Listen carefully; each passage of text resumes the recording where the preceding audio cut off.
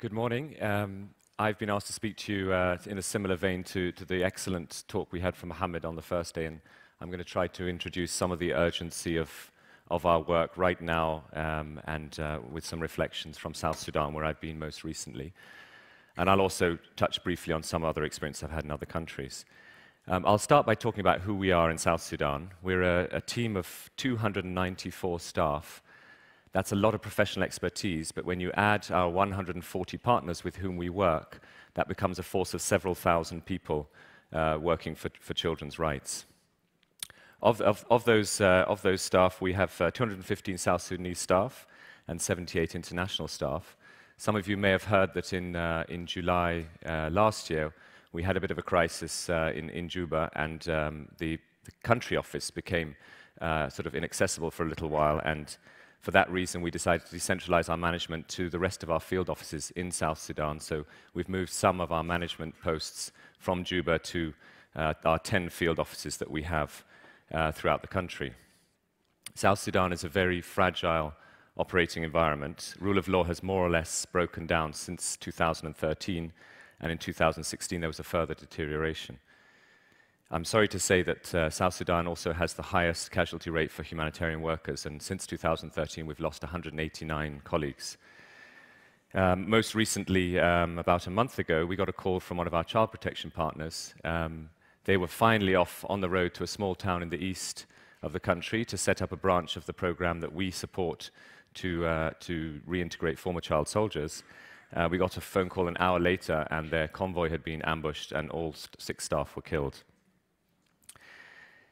You may also recall in July 2016, there was the tragic and awful, brutal rape and sexual abuse of 6 female international staff in Juba, with UN peacekeepers a few hundred meters away, but unable to get to them in time.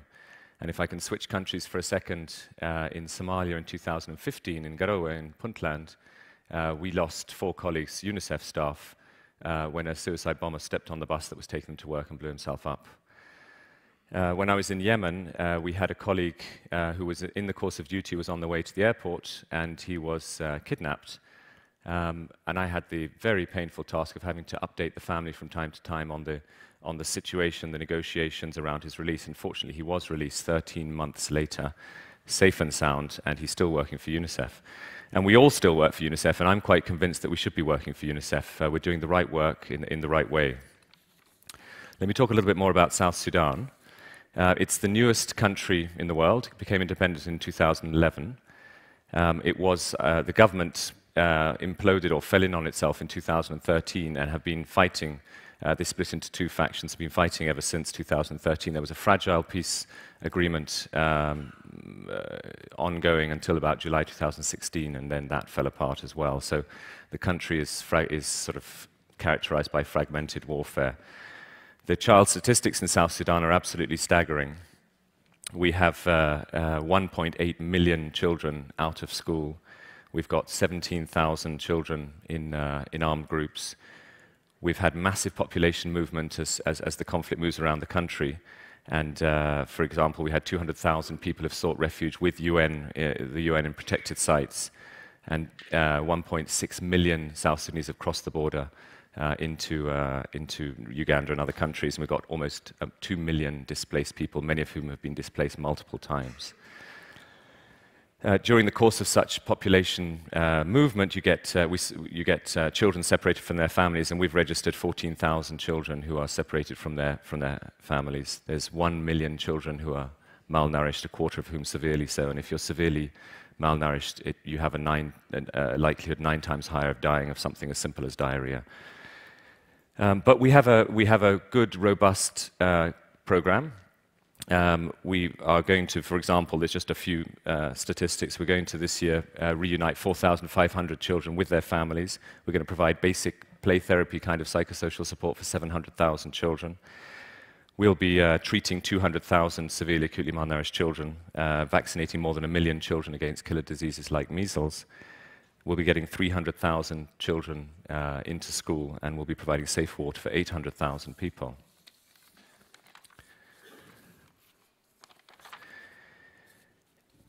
how do we operate in such a difficult environment? We wanted to talk, I wanted to talk briefly about something called the rapid response mechanism. You know, road travel is dangerous. Conflict cuts us off at any given moment from different parts of the country. And the rainy season also renders half the country inaccessible for about half the year. So with WFP, we developed this thing called the rapid response mechanism. We focus on states that have the highest food insecurity and the highest malnutrition rates. And most notably at the moment, those northern central states where the famine was declared earlier this year. And we fly in a group of experts. Before we do that, we have to negotiate the access to those parts of the country. So we'll have meetings with the force commanders in Juba. We'll call up the opposition generals wherever they are. We'll call the people on the ground, the officers, whoever's there to guarantee some sort of safety for our staff. And we see it as a way of opening up the area for our partners to return in a more permanent way to be able to provide the much needed services. So during such a mission, we'll fly in a team of experts. There'll be a health expert, a nutritionist, a wash expert, a child protection specialist, an education person. We drop them there, and together with WFP, they'll camp out there for about a week. A week could be 2 weeks. And whilst WFP registers the population for a food distribution, which is then airdropped, we will provide a basic set of services such as we can in that short period of time.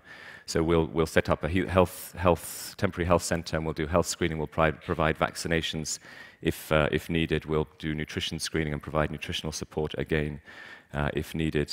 And we'll provide safe water facilities or water purification tablets, buckets, jerry cans, that kind of thing. Mosquito nets, schools in boxes, play kits, and we'll register unaccompanied children that are there. And then we have to fly out and leave, but hopefully we're able to leave our partners there to continue the services. Otherwise, we do it on rotation and we come back to the same place. This year, we've just in the famine-affected areas, we've reached 128,000 people. This is in addition to our regular emergency program, of whom 30,000 are young children. One of these rapid response mechanisms can reach at any given time 40,000 people. We can do 5 a month, or that's what we're aiming for. And each one costs $45,000 just for the logistics. We're aiming to reach 100,000 additional people every month for the rest of this year. I've joined one of these RRMs in a place called Mayendit, which is in Unity State, which is where the famine was declared. And while I was there, I was able to talk to some of the women who presented themselves at the center for screening. And I asked one of the women who was having her child measured for weight for height for malnutrition, and asked her where she'd come from. She'd come from the swamp areas, quite a few hours walk from the town where we were. And she was having her child seen to. I asked her what she'd be doing when she'd finished. She said she's going straight back to the swamp. She's been in the swamp since 2013 as the safest place to be during this awful conflict. In another town, also in Unity State, called Ganyel, I visited a stabilization center that we run. The stabilization center is there to look after severely acutely malnourished children with medical complications. And I met an older woman who was the grandmother of the child there. She'd been in her village on a small island in the swamp areas, and suddenly the town had come under attack, or the village had come under attack. Her daughter was out foraging for food somewhere, and her son-in-law was not around. Men in their, let's say, between 14 and 40 or 50 are liable to just be shot on sight by these militia groups. So he was nowhere around. So she did what a good grandmother has to do. She picked up her grandson and ran. And she actually walked for 2 days through, at times, waist-high water with her little 1-year-old on her back. And by the time she got to the town that I was in, the child was severely acutely malnourished. And fortunately, has been admitted into the center that we support and is on the road to recovery. Another town that I have visited is called Ye in the south of the country. Ye is unusual because until 2016 it was the only stable part of the country and had been for a long time. It's also the breadbasket. It's one of the towns in the breadbasket for the country. But unfortunately, in late 2016, it also became embroiled in the conflict. I met a group of mothers in Ye town. Ye town is currently controlled by the government. It's encircled by opposition militia who are in turn encircled by government again. And so during the fighting, most of the population fled the town to seek safety in the bush or across the border in Uganda. This group of mothers had come back in, and I asked them why they'd braved the odds and crossed 3 front lines to get back into the town. And they told me they'd come in because the school year was starting. This was in February, and they were quite convinced they needed to get their children into school. And I found that very touching and very telling. So these stories are happening every day, and every day we have an opportunity to act positively to change the life for a child. I want to talk very briefly about brand. It's not my favorite subject, but I think it's important. In Yemen, I was there for several years, and I used to take a lot of taxis, and as you know, taxi drivers are a good social barometer of what's going on. And just about every single time, Yemenis are extremely friendly. I'll get into the taxi, and the guy would say, Al-Akh min Syria, which means is the brother, me, from Syria. And I'd say, no, I'm not from Syria, I'm from Kenya. And he would say, Ahlan wa sahlan, you're very welcome. Do I like Yemen? Yes, I love Yemen. And then he would say, who do you work for? Or what do you do? And I said, I work for UNICEF. And almost invariably, the spontaneous response would be, children's organization, Huquq al-Atfal, child rights. And he used that term. And I found that really telling that our brand is working on the ground. Now, I don't know if it's the stickers or the T-shirts or what we do on the radio or the way we communicate or the programs we deliver. It's probably a mix. But I thought that was good to hear and good to report back to you. Let me conclude by offering a tremendous vote of thanks to you all who are so clearly and strongly and warmly behind everything we do in the field, because together as a united force, we can make a change for every child. Thank you.